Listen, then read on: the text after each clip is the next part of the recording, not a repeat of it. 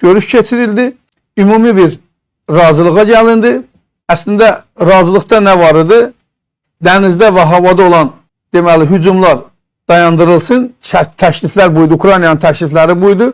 Amerikanın da təklifi üçüncü bir təklif gəldi ki, həm də quruda olan şeylər dayandırılmalıdır və hesab edirlər ki, Zelenski bundan razılaşmayacaqdır. Amma Zelenski əslində bununla razılaşmaqla topu Rusiya tərəfə ötürdü. Yəni bu açıq və net oldu. Yəni Ukrayna bütün şərtlərə razılaşdı. Amma burada bir incə məqamlar var. Həmin görüşdə, neçə ki, görüşdən əvvəl neçə gün dalbada bu məlumatda verilirdi ki, kapitulyasiya aktinə bənzər bir razılaşma olacaqdı bu görüş. Amma orada Ukraynanın ərazi bütövlüyü ilə bağlı bir kəlmə olsun belə söz olmadı. Bəli, bundan sonra nə oldu?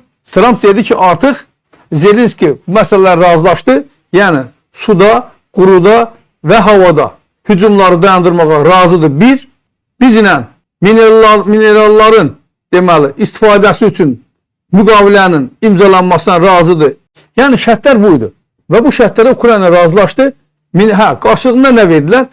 Amerika Birləşmiş Ştatları dedi ki, əgər Zelenski bizim bu dediklərimiz məsələlərlə razılaşarsa, atəşkəsə nail olarıqsa, biz dərhal əvvəla kəşfiyyat məlumatlarının bərpa olunması ilə bağlı göstəriş verərik ki, onu da artıq Trump göstərişi verdi. Baxmayaraq ki, Fransa, Amerika Birləşmiş Ştatları həmin məlumatları ötürmədikcə, Fransa o yeri özü tutdu. Kəşfiyyat məlumatlarını Ukraynaya ötürməklə Atomsk və o HIMARS raketləri ilə Rusiyanın ərazilərini birbaşa vurdular. Yəni bununla da dedilər ki, yəni Amerika geri çəkilsə də bu məsələ bitməyəcəkdir.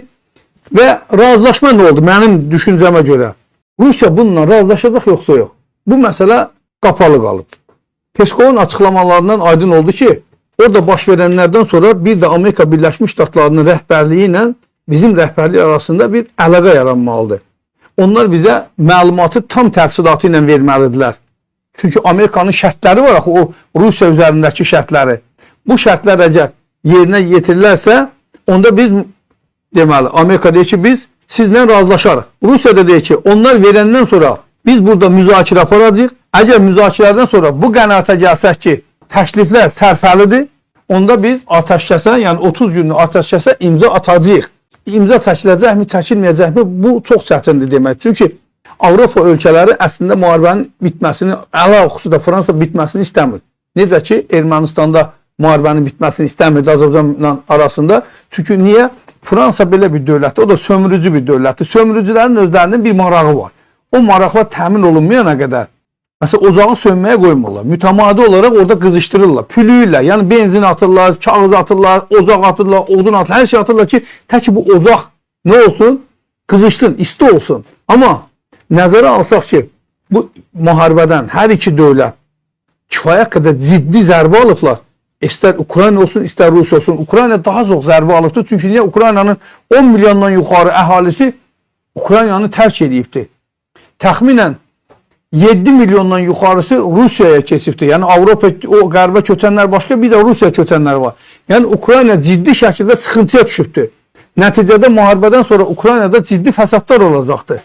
Həm müharibədən qurtulan insanların travmaları bu bir fəsad olacaqdır. İkinci, pulun tapılması, şəhərlərin yenidən bərpa olunması ikinci bir fəsad olacaqdır. Üçüncü, demografik bir fəsad olacaqdır. Çünki müharibədə ölən bilirsiniz, ölənlərin böyük əksəriyyəti istər Rusiya tərəfindən olsun, istər Ukrayna tərəfindən olsun, gənclərdir. Gənc ölürsə, bunlar potensial atalardır.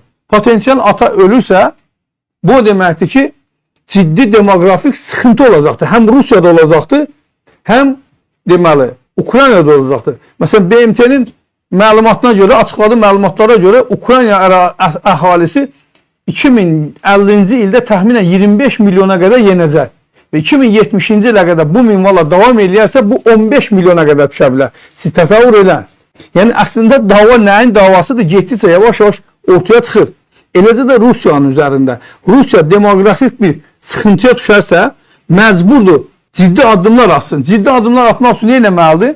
O ərazini saxlamaq üçün hansısa ölkə ilə anlaşsın, o ya da başqa ölkələrin vətəndaşlarının Rusiyaya girməsinə icazə versin.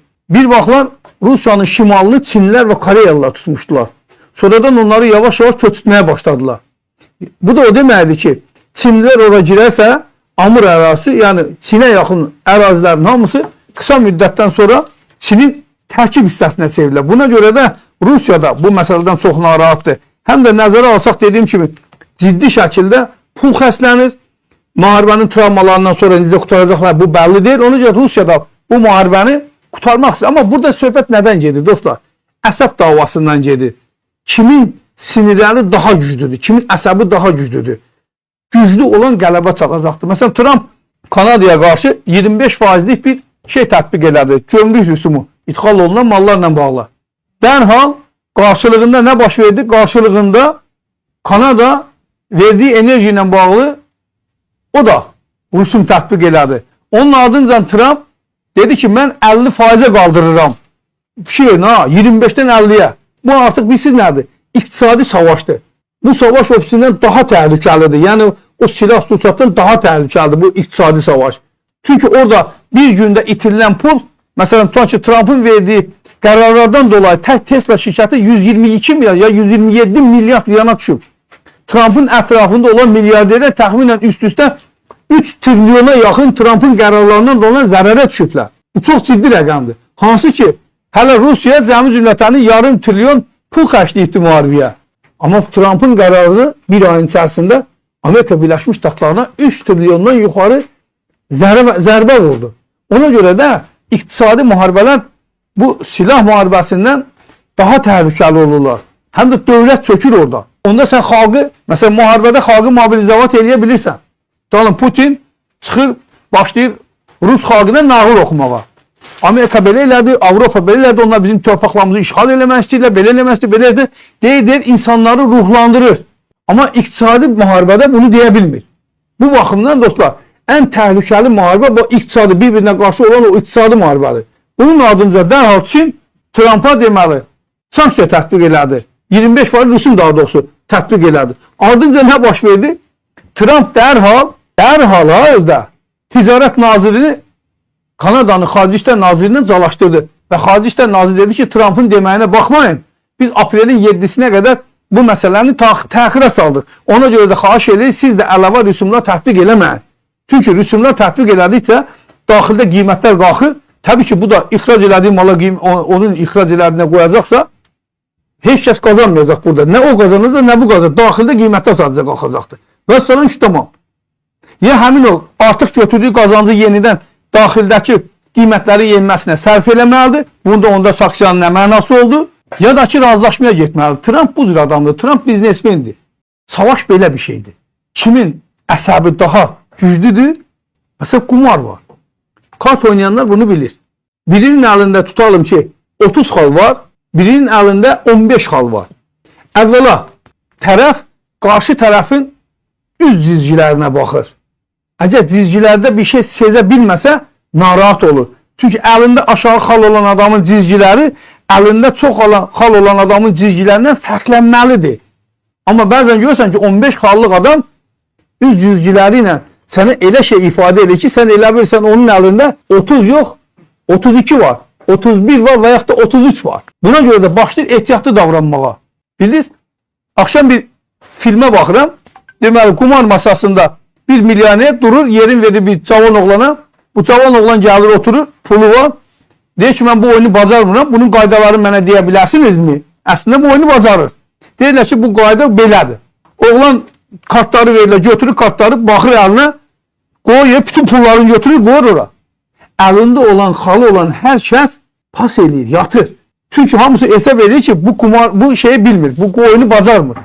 Əgər bu birdən-birə əlindəki xallarla bu qədər pul yatırdısa, deməli, nə var bunun əlində? Bunun əlində xal çoxdur. Sonradan oğlan xalı açandan hamısı dəhşətə gəlir ki, bu nədir belə? Oyunu bacarmayan adam bizi uddu. Bu siyasət qumardır, dostlar. Əlində xalın olmaya elə xod eləməlisən ki, əlində xal olan adam səndən qorxub geri çəkilsin. Trump da biznesmenidir, həm də qumarbazdır. Bunun var dövləti hamısı qız satmaqla formalaşdırıblar. Bunların barları olub, otelləri olub. Bunun əsas işi atasının qurduğu işi olubdur ki, Trump da onu sonradan götürüb davam edəkdir. Bunlar əsasən barlar üzərindən, kafelər üzərindən qız alışverişi ilə məşğul olaraq 4 milyarda yaxın sərvət toplayıblar, lap siftərlərində. Həm də bu o deməkdir ki, bu adam qumarbazdır. Tacir olmaqdan başqa bir de qumarbazdır. Qumarbazın atdığı addımda budur. Xux elədi, gördü qarşısındakı qorxmadısa, dərhal geri addım atacaqdı. Eynən Kanadada atdığı kimi. Və yaxud da Zelenski üstünə getdi. Zelenski bunun üstünə gedən kimi avtomatik olaraq çəkildi geriyə. Və yalandan dedi, Zelenski mənə məktub yazdı, sonra dedi Zelenski məndən üzr istədi. Halbuki Zelenski ondan nə üzr istədi, nə də ona məktub yazdı. Zelenski açıq öz sosial şəbəkəsindən öz istədiklərini yazdı. Yəni ya eləyə biləcəklərini, ya elədiklərini yazdı orada. Və sonra Trump onu özünə məktub kimi algıladı və çıxdı orada konqresdə başladı 2 saata yaxın danışmağa. Yəni budur qardaş. Siyasət budur. Rusiya bu müharibəni bitirmək istəyir. Amma hələ ki əlində xal az ola dirəşir. Qarşısındakı nə qədər əlində xal var onu Rusiya bilmir. Rusiya iqroq deyirlər. Bunlar oyuncu, yaxşı oyuncudur. Bəzi heyvanlar var ki, məsələn bu qələmi tutalım ki bu tək bu qələmini atırlar. Bir neçə belə heyvanlar var ki, düşdüyü mühitə uyğun rəngini dəyişə bilir.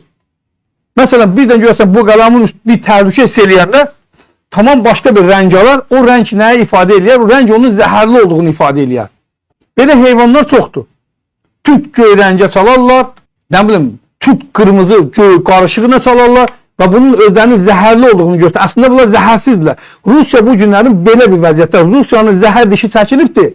Bu bilir ki, çalmaqla heç nə əldə eləməyəcəkdir. Ona görə də özünün rəngini dəyişməklə özünü zəhərli, daha ciddi zəhərli olmağa göstərməyə çalışır. Amma hər kəs artıq Rusiyanı tanıyır.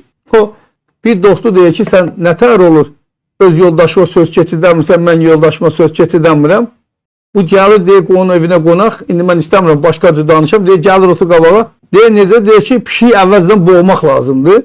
Bu gəlir qılıncı qoruyanına, arvada söz deyir, bir pişik gəlir dəstəxanın başına, əlin atır qılınca, cumur pişiyin üstünə, arvad deyir, otur yerə, sənin kişiliyin bəllidir, pişiyə qılınc təşəsi. Yəni, Rusiya bu günləri bu vəziyyətdədir.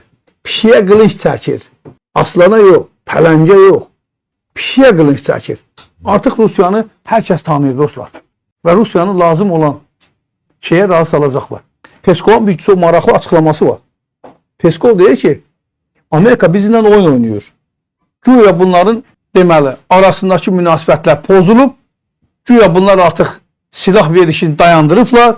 Güya bunlar məlumat verişi ötürüşünü dayandırıblar, kəşfiyyat məlumatlarını.